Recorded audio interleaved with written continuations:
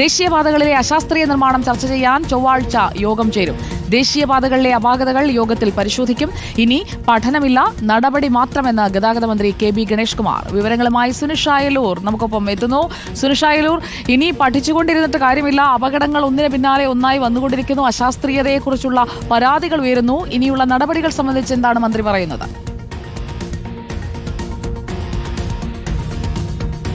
സുജയ, കരിമ്പയിലെ അപകടത്തിന്റെ പശ്ചാത്തലത്തിലാണ് ഇപ്പോൾ ഇത്തരമൊരു തീരുമാനം എടുത്തിരിക്കുന്നത്. അപകടം നടന്നതിന് പിന്നാലെ തന്നെ ആളുകളുടെ വലിയൊരു പ്രശ്നമായി പറഞ്ഞിരുന്നത് ഈ ദേശീയപാത നിർമ്മാണവുമായി ബന്ധപ്പെട്ടുകൊണ്ടുള്ള അപാകതകളായിരുന്നു. ഈ റോഡ് നിർമ്മിക്കുന്നതുമായി ബന്ധപ്പെട്ട് അന്ന് തന്നെ അദ്ദേഹം ഗതാഗത മന്ത്രി തന്നെ മറുപടി പറഞ്ഞത് അത്തരത്തിലുള്ള അപാകതകൾ ഉണ്ട് എന്നതാണ്.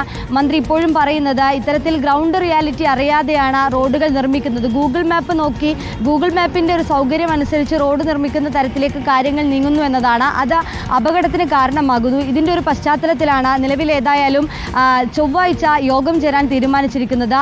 ഈ നാഷണൽ റോഡിൻ്റെ അതോറിറ്റി ഉദ്യോഗസ്ഥരുണ്ടാകും, ഗതാഗത വകുപ്പ് ഉദ്യോഗസ്ഥരുണ്ടാകും. അത്തരത്തിൽ ഏതൊക്കെ രീതിയിൽ റോഡിൻ്റെ ശാസ്ത്രീയമായി ഏത് രീതിയിൽ നിർമ്മാണം എന്നതടക്കമുള്ള കാര്യങ്ങളാണ് പരിശോധിക്കുന്നത്. അപകടം നടന്നതിന് പിന്നാലെ തന്നെ അവിടെ ഈ ദേശീയ റോഡ് അതോറിറ്റി വിഭാഗവും ഒപ്പം തന്നെ ഗതാഗത വകുപ്പും മറ്റുദ്യോഗസ്ഥരും ഒക്കെ ചേർന്നുകൊണ്ട് ഇത് പരിശോധിച്ചിരുന്നു. ഈ റോഡ് പരിശോധിച്ചുകൊണ്ട് അപാകതകൾ പഠിച്ച് അതിനൊരു ആക്ഷൻ പ്ലാൻ തയ്യാറാക്കാനായി, അപകടങ്ങൾ കുറക്കാനായി ഏത് തരത്തിലുള്ള ആക്ഷൻ പ്ലാൻ തയ്യാറാക്കാം എന്നത് സംബന്ധിച്ച് ഒരു ചർച്ച നടന്നിരുന്നു. അങ്ങനെ ഒരു ആക്ഷൻ പ്ലാൻ തയ്യാറാക്കിക്കൊണ്ട് അത് ഈ യോഗത്തിൽ നൽകുമെന്നുള്ളതാണ് മനസ്സിലാക്കുന്നത്. അങ്ങനെ മുഴുവനായും പരിശോധിച്ചുകൊണ്ട് ഇനി നടപടികളിലേക്ക് കടക്കുക എന്നതാണ്. ഈ പറയുന്നത് പോലെ ഇനി പഠനങ്ങളില്ല, നടപടി മാത്രമെന്ന് മന്ത്രി KB ഗണേഷ് കുമാർ. സുനിഷ അയലൂരാണ് തിരുവനന്തപുരത്ത് നിന്ന് വിവരങ്ങൾ നൽകിയത്. നമുക്ക്